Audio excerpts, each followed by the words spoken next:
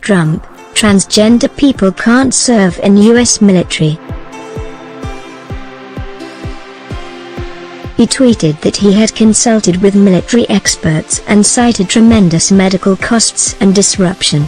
The Obama administration decided last year to allow transgender people to serve openly in the military. But in June, Defense Secretary James Mattis agreed to a 6-month delay in the recruitment of transgender people. The Pentagon said this was to allow the different branches of the military to review their accession plans and provide input on the impact to the readiness and lethality of our forces. Some Republicans have voiced opposition to allowing transgender people to serve at all. The independent RAND Corporation estimated in 2016 that 2,450 of the 1.2 million active duty service members are transgender, though some campaigners put the figure higher.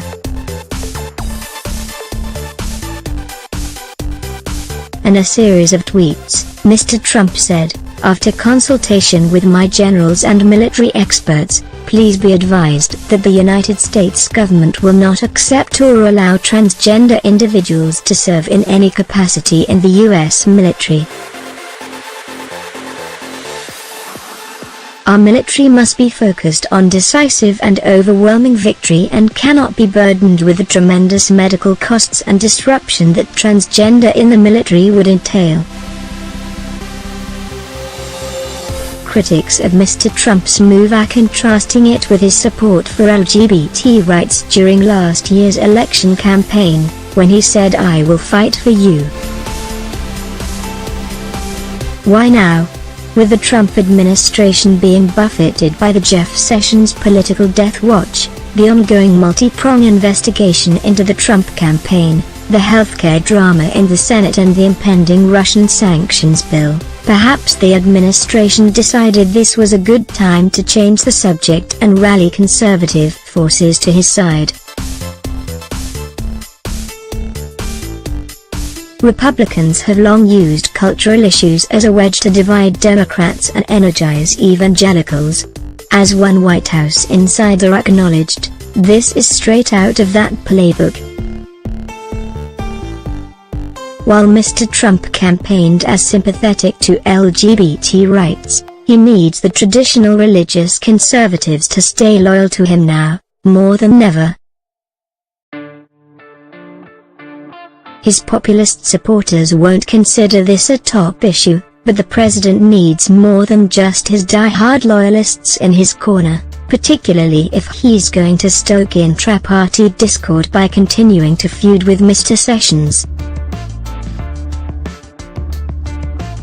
The president's action will create a furore among liberals and the media commentators whose disdain for the current administration is not a new development. This is a fight the White House will welcome. While Mr. Trump's decision concerns transgender military personnel, the U.S. military's ban on openly gay and lesbian servicemen and women, known as Don't Ask, Don't Tell, was lifted in 2011.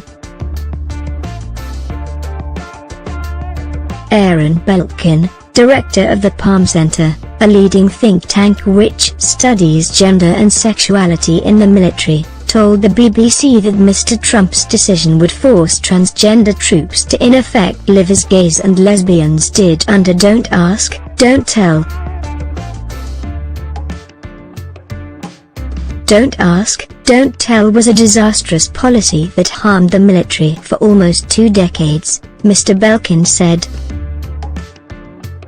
It's not clear why the president would want to bring it back now for transgender troops, when all the evidence suggests that inclusive policy benefits the military and discrimination hurts the military.